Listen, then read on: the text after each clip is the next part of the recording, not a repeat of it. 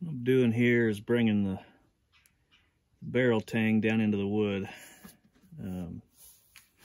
What we did was I just kind of directed and let my buddy do the work. And then we had to take a hiatus, and I had to close down my shop because I sold it. So we went ahead and put some stain on it to just see what it would look like. Not stain, but aqua fortis.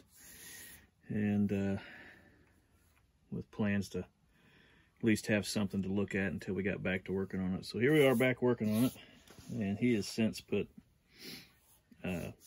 linseed oil on it, which is fine. But we still got some finish work to do, like bringing this tang down into the wood surface. And what you see is I'm starting to kind of kiss the wood with the file, and pulling off some of that finish, which using aqua fortis and linseed oil, you can always come back and touch it up. But it'll look ugly for a little bit since this is already looking pretty good. And then I've noticed some places where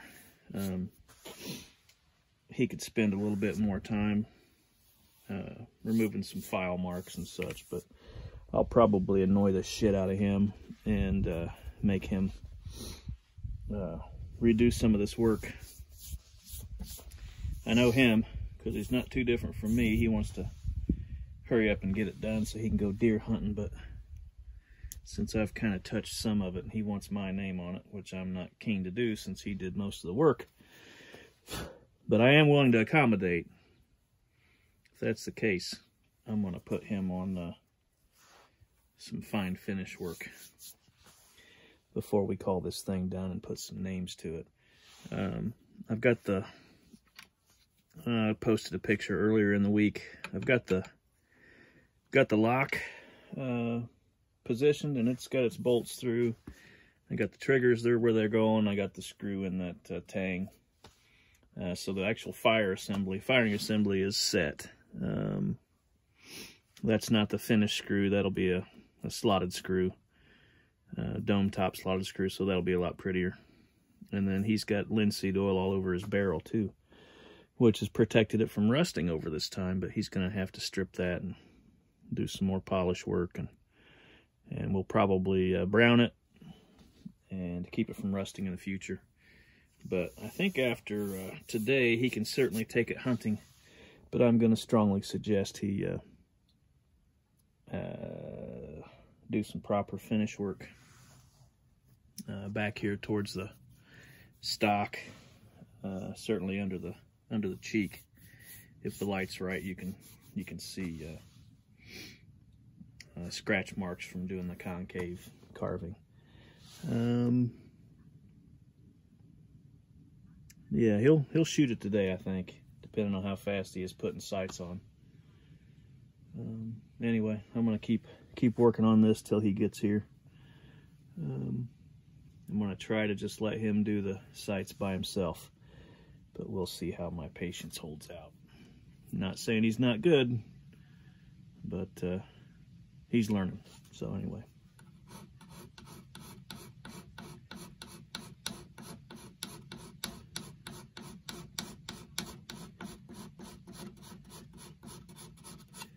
There we go. Getting that blended in.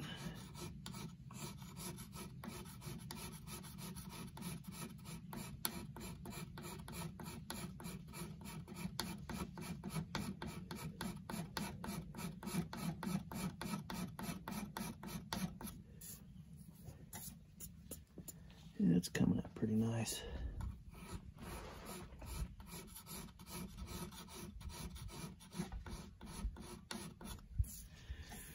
A lot of guys will they'll just leave this flat, which is fine, based on a style, but I got problems. I'm gonna have a little crown to that when we're all said and done. Make sure it blends down into that bit of carving.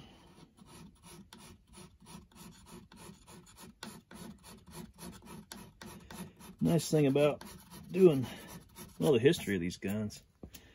The nice part is that they were all pretty individualized, you know, to the maker. And each maker had a different way of doing things, and sometimes those methods changed over the years, but you can generally track that fingerprint back to the maker, just in the style and the way you finish things. A lot of guys today will try to copy those styles because it's history, but I've always had a problem copying things, and sometimes that's got me into problems. There's a TV show out there which I'm on that I had a hard time I probably would have won it if I would have just done what they asked me to, but got a problem. It's not that I dislike authority, but when it comes down to making things, I like to make them like I like to make them. So, anyway.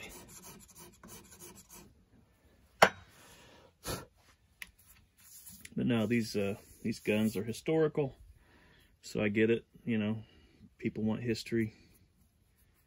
You know, they want to see something. They want a thing that they saw in a museum. I understand it, but you don't have to do things that way. Yeah, follow the history. But if you're doing your own thing and you don't want to make any money at it, make it your own. So I like making it my own, and my own right now is having a Tang that looks like a beaver tail and follows the curve of the stock.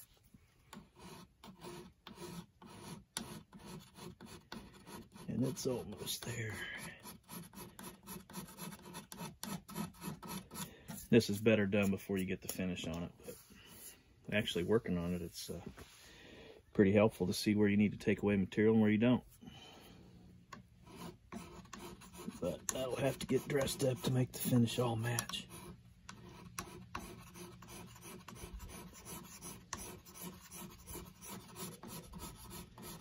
I think it's about there.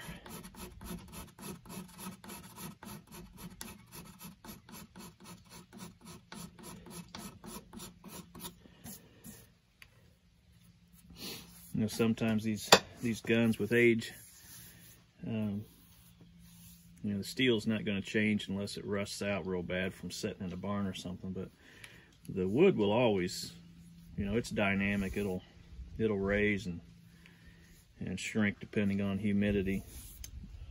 But as they age and they get real old, what you'll see is that wood shrinks way down from the finished metal. It's one way to tell an original out there is looking at the ironwork compared to the woodwork. This is curly maple. Another thing you'll see is curly maple, as it's used, the soft grain will shrink away, and you get this corduroy effect in the wood. So that's another sign of those old guns, is seeing that corduroy effect in the wood. But and some guys do work to make their guns look old because the customer wants a particular style that he saw in a museum, and he wants that kind of look, and other guys want that style, but they don't want to see it with any age. So, but there's all kinds of tastes. All kinds of tastes.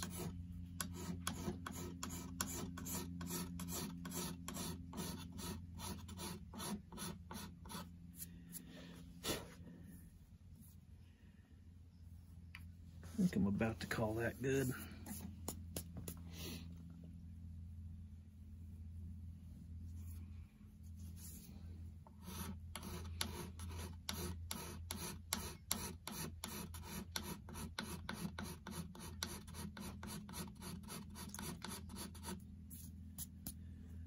Pretty close.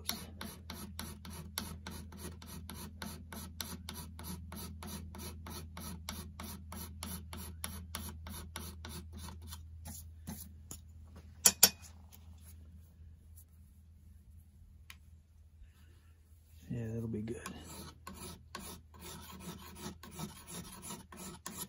It's got a little bit of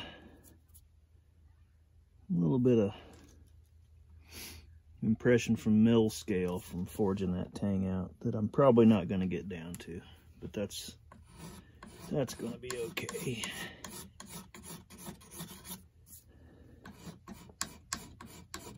Maybe. See how far I'm willing to go here.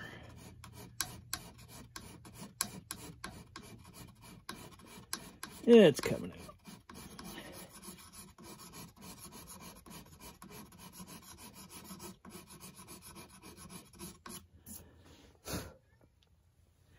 Yeah, it's coming out. He lost a bit of wood here.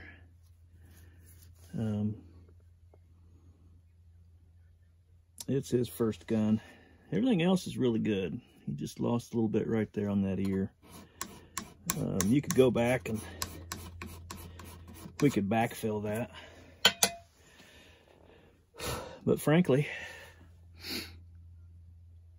an original specimen of one of these guns, you could expect to see a lot of that kind of eaten away just from, because your flash pan's here, and you know, you get a bunch of burning and charring, and there's some acids involved in, you know, all that, and some of that wood would naturally wear away and you'd see voids like that. We'll see what he wants to do. I'd probably backfill that with a sliver of wood, work on the stain a bit, and you'd never notice it. Your high-end work, you'll see very little, if any, gap in between the metal work and the woodwork. But then, you know, you put 20 years of oil in your gun, and those will fill in with debris. And I don't know, I'm running my mouth again.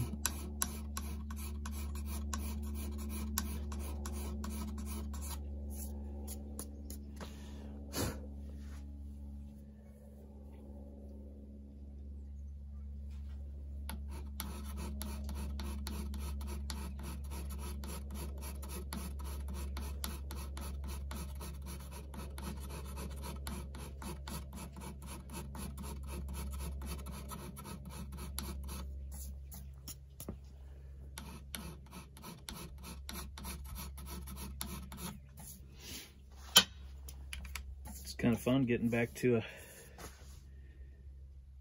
stage in life where I've got a kind of a shop again and I can work on stuff. Granted, this is outside, but I'm getting used to it. Hell, most of this kind of work on these old guns would have been done outside, just for the benefit that light brings outside instead of trying to bring light inside. And it's getting pretty.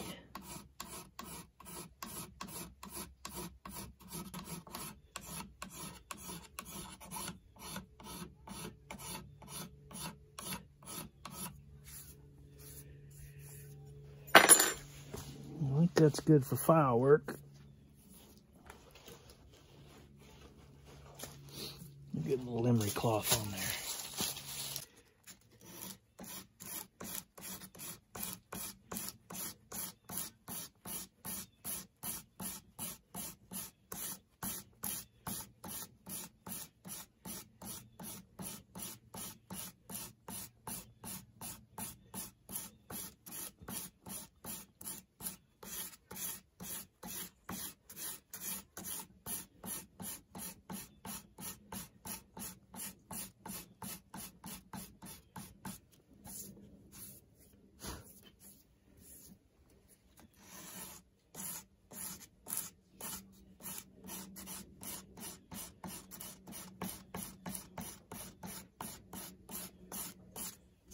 There we go.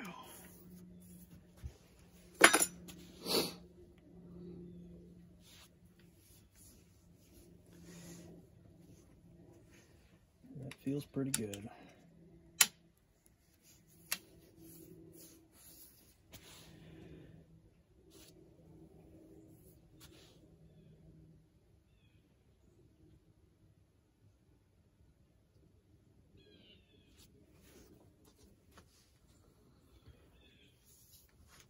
Alright, if it were me, I'd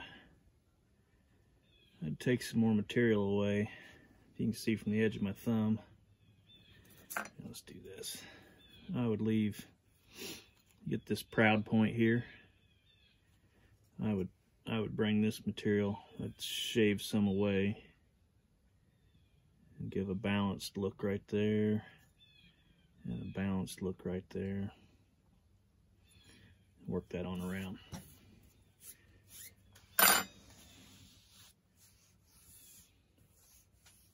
We'll see what he wants to do. I think he should. But it's his woodwork right now, so.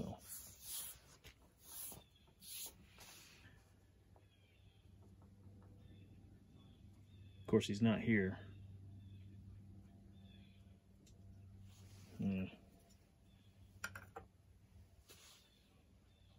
Anyway.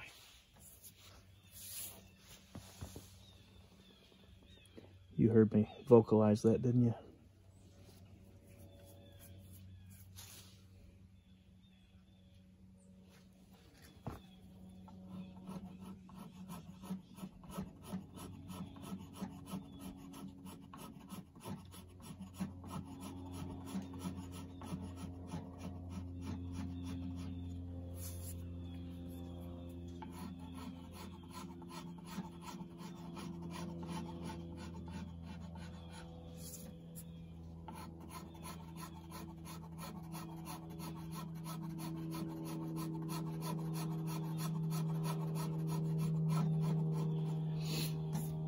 Getting down into the white. It'll look kind of funky, but it might look like a primered 70s Nova when he goes hunting, but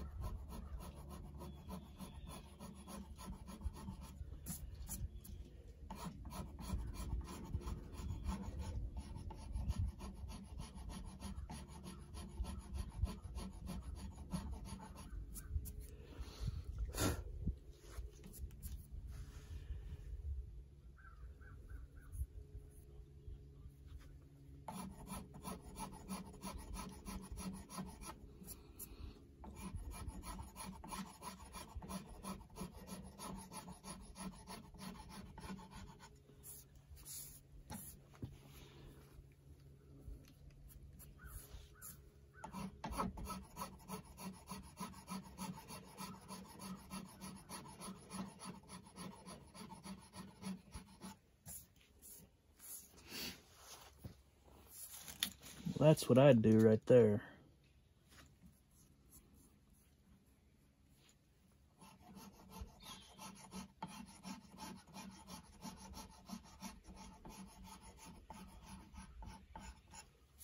That looks pretty good.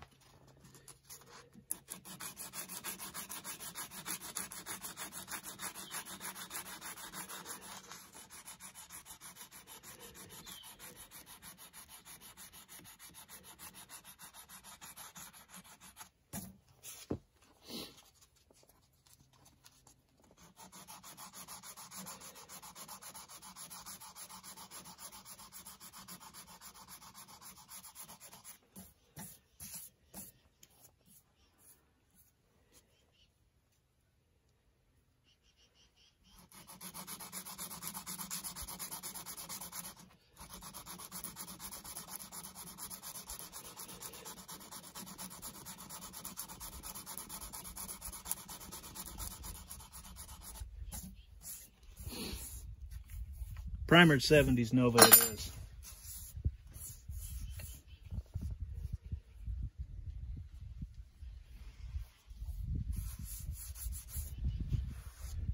All right. That feels good. Swap that screw out with the wrong screwdriver. After that cleanup, I might need to chamfer that hole a little more.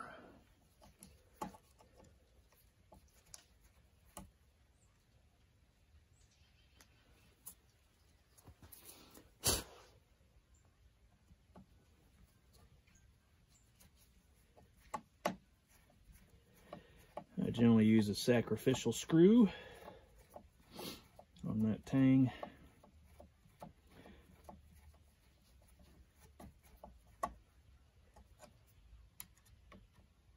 Some guys will put a straight screw, or excuse me, a slotted screw in that Tang that's countersink, and they'll flush it down just like I did this one, but I don't like to do that. Sometimes out roaming around doing what you do, and this kind of filed off, shaved down screw might come out of there, and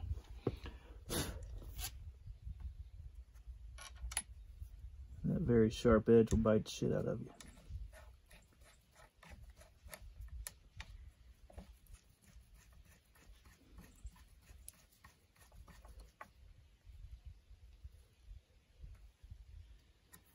That's us. Maybe a little more